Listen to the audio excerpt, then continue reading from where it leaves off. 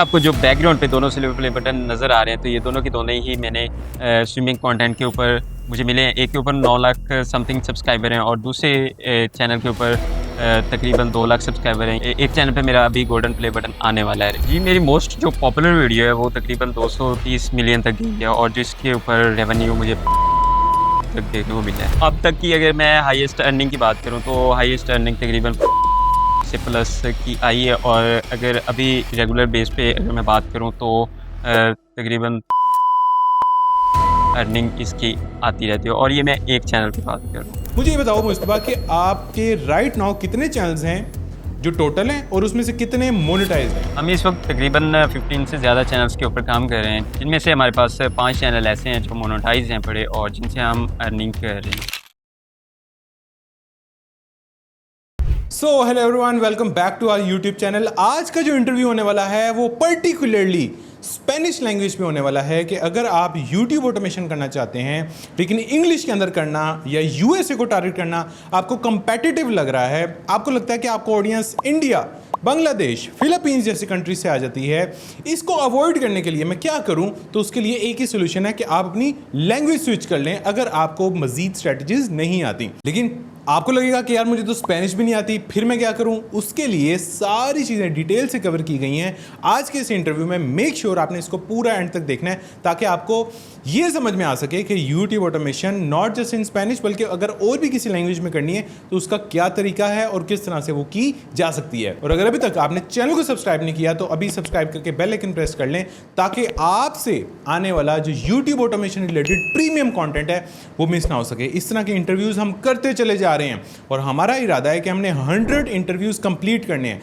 Most probably 55 से 60 हो चुके हैं, मजीद 40 होंगे तो फिर वील डिसाइड। उससे पहले पहले आपने हमारे 200 के सब्सक्राइबर्स कंप्लीट करवाने हैं ताकि ये प्रीमियम नॉलेज आप तक कॉन्स्टेंटली आता चला जाए।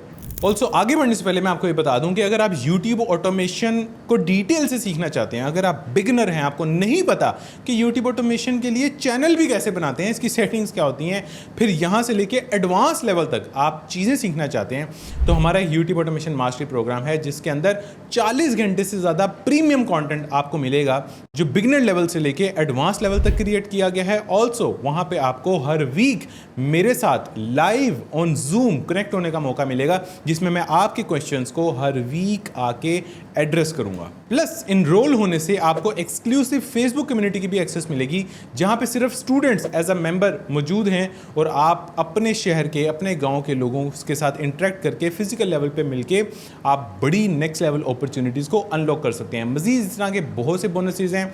अगर आप ये बोनसेस देखना चाहते हैं, सपोर्ट क्या आपको मिल रही है ये देखना चाहते हैं, कंटेंट क्या मिल रहा है ये देखना चाहते हैं, तो ऊपर टॉप राइट कॉर्नर पर मेरी टीम का व्हाट्सएप नंबर आ रहा है जो नीचे डिस्क्रिप्शन में भी आपको लिंक मिल जाएगा।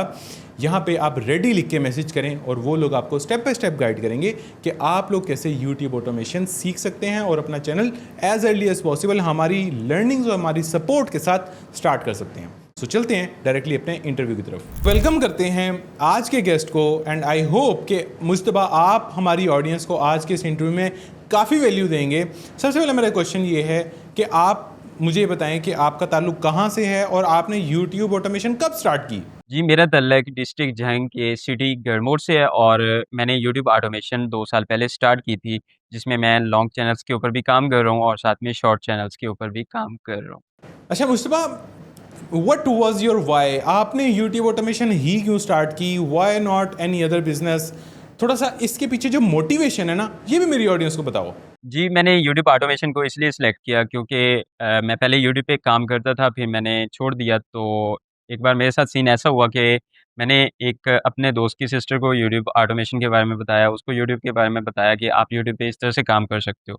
तो ऐसे ही मैं छुट्टी पे घर आया हुआ था तकरीबन 3-4 मंथ के बाद, तो मैंने यहाँ पे आके देखा तो वो जो उसकी सिस्टर थी, वो यूट्यूब के ऊपर अच्छी खासी अर्निंग कर रही थी। यानी कि मैं जहाँ पे वापडा में जॉब कर रहा था, वो मेरी सैलरी से भी 2 गुना ज़्यादा वो अर्न कर रही थी। तो मैंने सोचा, मैंने कहा यार, जब मेरे से सीखा हुआ बंदा एक अच्छी हैंडसम अमाउंट जनरेट कर सकता है, तो मैं फिर क्यों नहीं इतना अर्न कर सकता? तो फिर मैंने कुछ ही दिनों में अपनी वापडा की जॉब पे रिज़ाइन दे दिया क्योंकि वो कॉन्ट्रैक्ट पे थी एक तो। तो मैंने वहाँ से रिज़ाइन देने के बाद मैंने दोबारा से यूट्यूब के ऊपर स्टार्टअप लिया है। ज़बरदस्त। गवर्नमेंट जॉब बहुत से लोगों का एक ख्वाब ज़रूर होता है।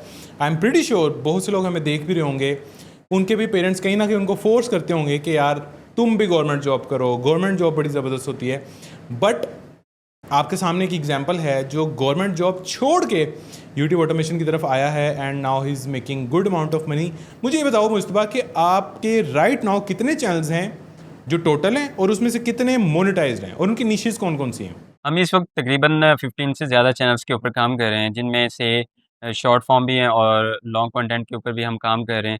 जिनमें से हमारे पास 5 चैनल ऐसे हैं जो मोनेटाइज हैं बड़े, और जिनसे हम अर्निंग कर रहे हैं।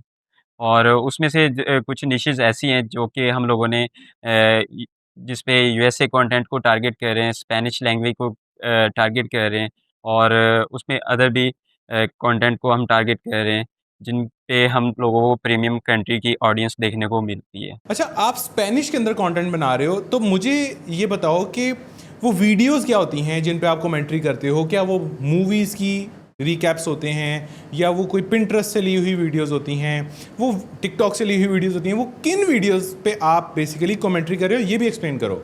जी, इसके लिए स्पेनिश लैंग्वेज में कंटेंट बनाने के लिए हम टिकटॉक, इंस्टाग्राम और बाकी भी प्लेटफ़ॉर्म से डाटा कलेक्ट कर लेते हैं। डाटा को कलेक्ट करने के बाद हम उसमें देखते हैं कि इसमें क्या हो रहा है, क्या नहीं हो रहा। उसकी एक अच्छी सी स्क्रिप्ट को खुद से राइट कर लेते हैं, फिर उसको चैटजीपीटी पे लेके जाते हैं और उससे एक प्रोफ़ेशनल सी, अच्छी सी एक स्क्रिप्ट लिखवा लेते हैं। उसमें चैटजीपीटी को हम ये बोलते हैं कि इसमें एक हुक ऐड करके दो, ताकि जो भी ऑडियंस आए, वो हमारी वीडियो पे रुक जाए। तो वहाँ पे जैसे ही उसमें हुक ऐड हो जाती है, तो ऑडियंस हमारी वीडियो के ऊपर रुक जाती है, और साथ में एक हम प्रोफ़ेशनल सा, एक आई कैची सा एक थंबनेल भी उसमें ऐड कर देते हैं कि अगर कोई भी वीडियो के ऊपर क्लिक करे, तो एक तो थंबनेल से इंप्रेशन हमें मिल जाते हैं, और दूसरा वीडियो के अंदर हुक की ऐसी होती है फर्स्ट 2 से 5 सेकंड के दौरान, कि वो ऑडियंस हमारी रुक जाती है और वो हमारी वीडियो को देख के जाती है। अच्छा, हम Mustafa step by step scripting भी देखेंगे, वॉइस ओवर भी देखेंगे, एडिटिंग भी देखेंगे, लेकिन अभी मेरा क्वेश्चन ये है कि क्या आप सिर्फ और सिर्फ जो आइडियाज़ हैं, क्या वो सिर्फ मूवी रिकैप्स ही हैं या और भी कोई क्लिप्स हैं जिन पे कमेंट्री हो जाती है? फॉर एग्जांपल पेट्स की कोई वीडियोस हैं या कोई और वीडियोस भी हैं, या सिर्फ मूवी रिकैप्स पे ही आपका काम चल रहा है? हम ज़्यादातर ना पूल वीडियोज़ के ऊपर काम कर रहे हैं। पूल वीडियोज़ यानी कि स्विमिंग पूल्स के रिलेटेड, यानी कि स्विम किस किस तरह से करते हैं, तो हम उस कंटेंट के ऊपर थोड़ा काम कर रहे हैं। उसके ऊपर हमें काफ़ी अच्छा रिस्पॉन्स भी देखने को मिल जाता है। उसके ऊपर ये है पड़ा कि आप स्पेनिश में या फिर किसी भी एनिमल लैंग्वेज में आप वहाँ पे वॉइस ओवर कर दें, और आप बाहर की ऑडियंस को अच्छे तरीके से वहाँ पे टारगेट कर सकते हैं, क्योंकि वहाँ पे हमें ज़्यादातर बाहर की ऑडियंस देखने को मिल जाती है। तो इस वजह से हम ज़्यादातर पूल वीडियोज़ के ऊपर काम करते हैं। ठीक है, मैं यहाँ पे छोटा सा क्लिप भी अटैच कर रहा हूँ ताकि आपको ना एक दफ़ा मज़ीद अंडरस्टैंडिंग हो जाए कि pool videos means what. Atención, aventureros del agua. Hoy veremos los toboganes más locos del planeta. Si crees que puedes sobrevivir a este giro de 360 de Gaon, piénsalo otra vez, porque aquí el agua no perdona. Y los gritos son gratis. Agarra tu flotador, respira hondo y prepárate para deslizarte como nunca antes. ¿Listo? ¿Por qué? Esto va a ser épico. अच्छा मुस्तफा, अगला question मेरा ये है कि why only pool videos? Pool videos ही क्यों? क्या जब ऑडियंस स्टार्ट करेगी उनको भी पूल वीडियोस की तरफ ही आना चाहिए, या दो तीन मजीद आप ऑप्शंस बता दो कि यार आप ये भी कर सकते हो, ये भी कर सकते हो, इन इन वीडियोस पे भी कमेंट्री कर सकते हो? पूल वीडियोस सिर्फ आखिरी, या मूवी रिकैप सिर्फ आखिरी नीच नहीं है, इसके अलावा भी यही ऑप्शंस हैं? जी, ज़रूरी नहीं कि आप लोग पूल वीडियोज़ के ऊपर जाएँ। आपको और भी काफ़ी ज़्यादा डाटा मिल जाता है, जिस तरह से इंस्टाग्राम के ऊपर काफ़ी ज़्यादा पेजेज़ पे मैंने आपको पहले भी बताया कि वहाँ पे आप डाटा कलेक्ट कर सकते हो, या फिर आप टिकटॉक से डाटा ले सकते हो, या फिर इंस्टाग्राम से, कहीं से भी आप डाटा कलेक्ट करने के बाद उसके ऊपर वॉइस ओवर जनरेट करवा लें, उसकी अच्छे से स्क्रिप्ट लिखवा लें, उसमें हुक डाल दें, उसका एक अच्छा-सा क्लिकेबल सा, आई कैची सा थंबनेल डिज़ाइन कर लें, और उसको फिर शॉर्ट्स पे अपलोड कर दें। तो ये ज़रूरी नहीं है कि आपने जस्ट पूल वीडियोज़ के ऊपर जाएँ। आप किसी भी एनिमल कैटेगरी के ऊपर जा सकते हैं, और उसके ऊपर व्यूवरशिप आपको वॉइस से आ सकती है। अच्छा, अगला क्वेश्चन मेरा ये आता है कि आपने स्पेनिश लैंग्वेज ही क्यों चूज़ की? Y only Spanish? रशियन में भी तो आप कंटेंट बना सकते थे, फ्रेंच में भी आप कंटेंट बना सकते थे, जर्मन में भी बना सकते थे, अरेबिक में भी बना सकते थे, हिंदी में भी बना सकते थे। स्पेनिश लैंग्वेज में हम लोग इसलिए जा रहे हैं, क्योंकि वहाँ पे इंग्लिश के बाद अगर कोई लैंग्वेज सबसे ज़्यादा पॉपुलर है, तो वो स्पेनिश ही है। तो ये स्पेनिश लैंग्वेज हर कंट्री में कोई ना कोई ऐसा बंदा इसका पढ़े है, जिसको स्पेनिश बोलनी आती है, जिसको स्पेनिश समझ में आती है। तो इस वजह से हमें ज़्यादातर स्पेनिश में जब भी हम काम करते हैं, तो हमें बाहर की ऑडियंस को देखने को मिलती है। ठीक है, तो स्पेनिश के अंदर जहाँ तक अभी तक मैं जो समझा हूँ, आप बेसिकली पूल रिलेटेड या वाटर रिलेटेड जो वीडियोस हैं उनको उठा रहे हो, आप उन पे स्पेनिश कमेंट्री कर रहे हो और एज अ शॉर्ट आप उसको अपलोड कर रहे हो। मुझे ये बताओ कि ये वाली वीडियोस देखता कौन है, किस कंट्री से देखता है? क्या ये स्पेन से इसके व्यूज़ आते हैं या और भी कुछ कंट्रीज़ हैं जहाँ से इसको व्यूज़ देखने को मिलते हैं? हम अगर स्पेनिश लैंग्वेज के ऊपर काम कर रहे हैं, तो उसमें ये है पड़ा कि हमें ज़्यादातर जो ऑडियंस है वो बाहर के कंट्री से देखने को मिल रही है, जिसमें फर्स्ट नंबर पे हमारा मेक्सिको आ जाता है, उसके बाद दूसरे नंबर पे हमारे पास यूनाइटेड स्टेट और इसी तरह से जो भी है प्रीमियम कंट्री हमें ऑडियंस देखने को मिल रही है। यार लैंग्वेज हम स्पेन की बोल रहे हैं और सबसे ज़्यादा मैक्सिको से आ रही है और फिर यूएसए से आ रही है, इसके पीछे क्या साइंस है? What do you think? Spain से सबसे ज़्यादा नहीं आनी चाहिए? What do you think? इसमें ये है कि मैं इसमें ज़्यादातर आप कह रहे हो कि स्पेनिश लैंग्वेज में है, तो मेक्सिको से क्यों आ रही है? तो इसमें ये है पड़ा कि ये इंग्लिश के बाद बोली जाने वाली सबसे ज़्यादा पॉपुलर ज़बान है पड़ी, तो इसमें हर कंट्री में यानी कि कोई भी कंट्री है पड़ा, उसमें अगर स्पेनिश को बोलने वाले हैं, तो हर कंट्री में पड़े हैं, तो हमें अलग-अलग कंट्री से जहाँ पे ज़्यादा बोलने वाले होंगे, वहाँ से ज़्यादा हमें ट्रैफ़िक को देखने को मिल सकती है। तो इस वजह से ये प्रीमियम कंट्री जो भी प्रीमियम कंट्री है, उसमें सब में ये ज़बान बोली जाती है और उधर की हमें ऑडियंस देखने को मिल रही है यहाँ। ठीक है, और ये भी अच्छी ही बात है। जैसे सेकंड नंबर पे अगर आपने बताया यूएसए है, तो इट्स अ प्लस पॉइंट। लोग यूएसए को ही टारगेट करना चाह रहे होते हैं। चलो फर्स्ट पे नहीं तो सेकंड पे आ रहा है, that is absolutely in favour of yours. तो आई थिंक कि अगर आपको लगे कि यार इंग्लिश में एक सर्टेन निश के ऊपर कंपटीशन ज़्यादा है, आप उसी निश को स्पेनिश में चेंज कर दो, तो वहाँ से भी आपको यूएसए से ऑडियंस आ सकती है। और उसका प्रूफ आपने उस स्क्रीनशॉट में देखा जहाँ पे ऑडियंस डेमोग्राफिक्स एक्सप्लेन थी। ठीक है, ये समझ में आ गया। अच्छा, ये शॉर्ट्स हैं, ये ज़्यादातर बच्चे देखते हैं, ये बड़े देखते हैं, या ये कौन ज़्यादा देखते हैं? जहाँ तक हम लोगों ने देखा तो हमारी ऑडियंस ज़्यादातर 18 प्लस ही होती है, अच्छा, और मेल ज़्यादा आपको देख रहे हैं या फीमेल ज़्यादा देख रही हैं? या दोनों ही प्रॉपर देखने को मिल जाते हैं, दोनों ही कंटेंट को वॉच करते हैं। ठीक है, यहाँ से हमें तकरीबन पता लग गया, हमारी जो ऑडियंस है उसका समझ में आ गया। यहाँ पे एक बड़ा इंपॉर्टेंट क्वेश्चन है, इस निश का आरपीएम कितना है? आरपीएम की बात करें तो आरपीएम हमें 1 मिलियन व्यूज़ के ऊपर तकरीबन $20 से $25 देखने को मिल जाते हैं। अब यहाँ पे ना कुछ लोग समझेंगे कि यार 1 मिलियन व्यूज़ लाने हैं और सिर्फ 25 से $30, जो कि पाकिस्तानी 7-8 हज़ार रुपये बनते हैं, तो ये तो बहुत कम है। नहीं, ये कम नहीं है। शॉर्ट्स के ऊपर 300-300 मिलियन व्यूज़ आते हैं, 200-200 मिलियन व्यूज़ आते हैं। अच्छा, यहीं से ना मेरा अनप्लैंड क्वेश्चन निकल के आता है।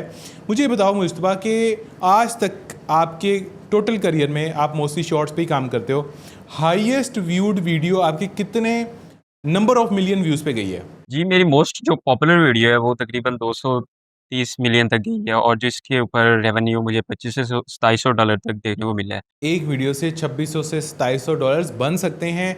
उसका प्रूफ ये है कि यार शॉर्ट्स में व्यूज़ ज़्यादा आते हैं। डोंट वरी, आप इसके आरपीएम पे ना जाएं, आप इसके व्यूज़ पे जाएं। 230 मिलियन व्यूज़ क्या कभी लॉन्ग वीडियो पे आ सकते हैं? ऑब्वियसली नहीं आ सकते।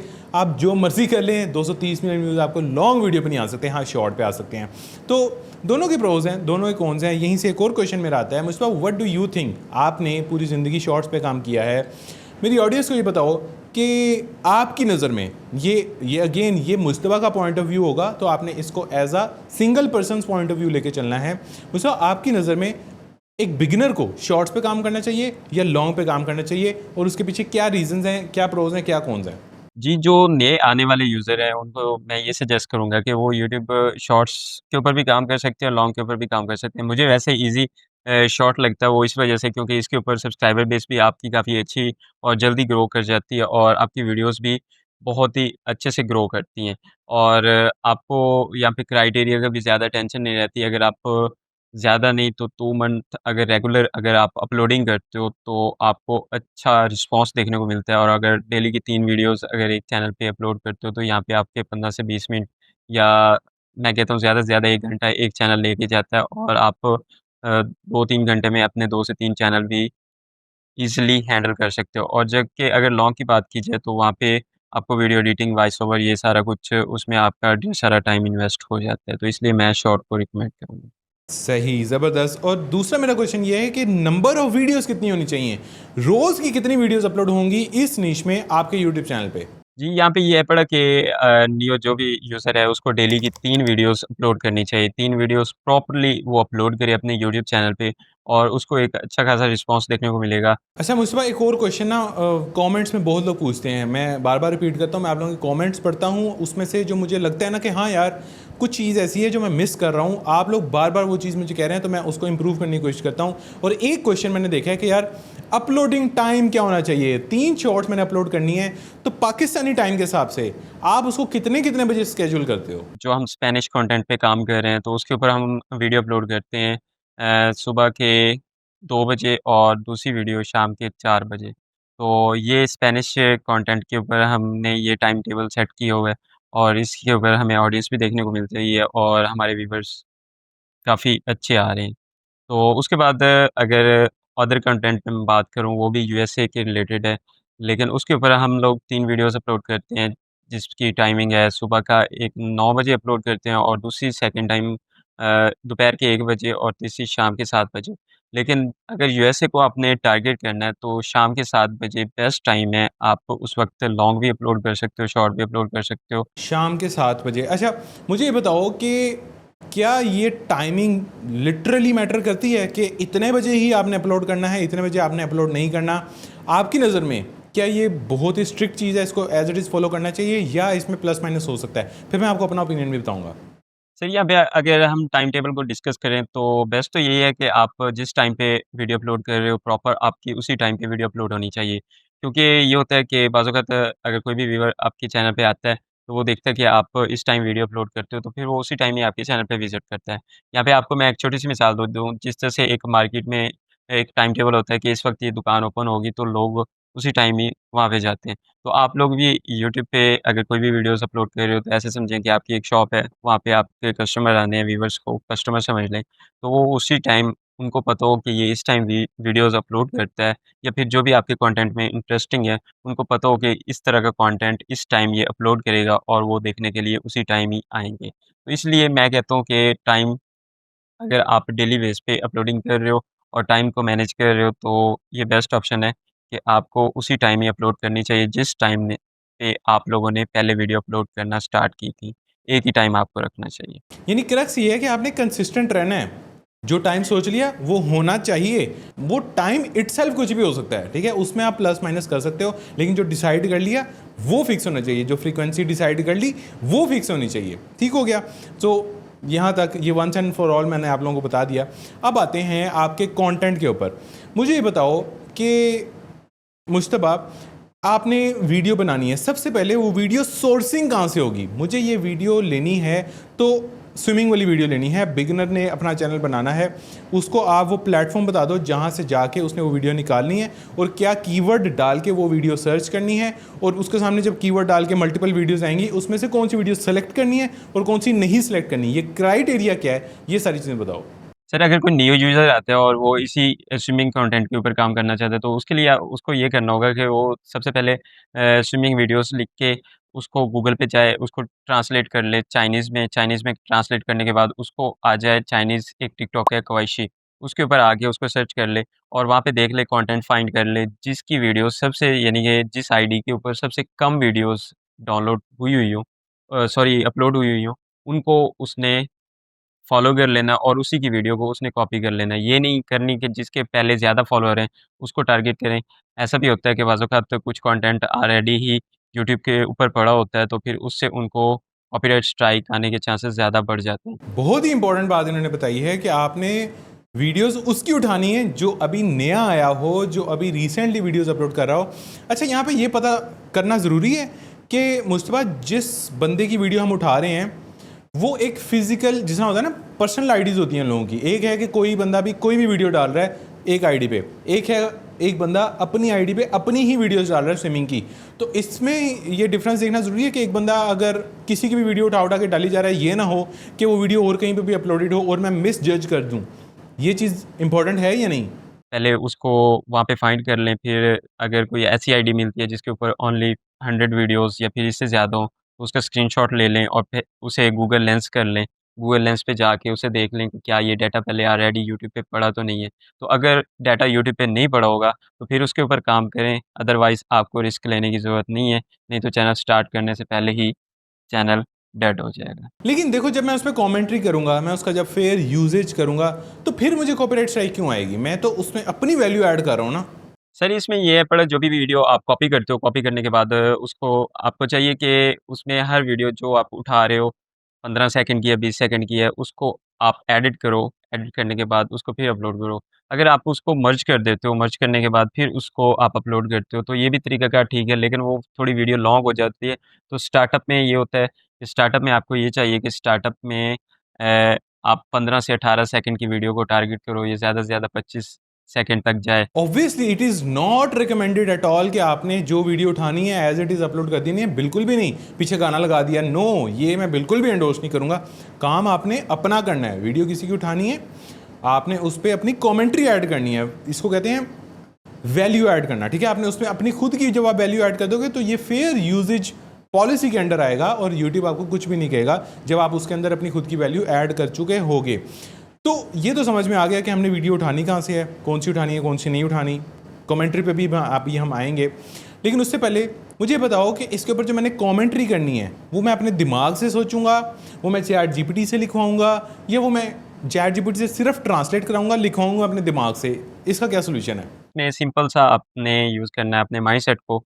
आपने वीडियो को 2 से 3 बार देख लें, उसमें देख लें कि क्या हो रहा है, क्या नहीं हो रहा और फिर उस स्क्रिप्ट को अपने पास उर्दू में लिख लें, उर्दू में राइट कर लें। उसके बाद आप जाएँ चैटजीपीटी से और उसको बोलें कि ये मैंने एक सिंपल सी स्क्रिप्ट लिखी है, इसको और अच्छे से मुझे लिख के दो और उसमें एक हुक डाल के दो।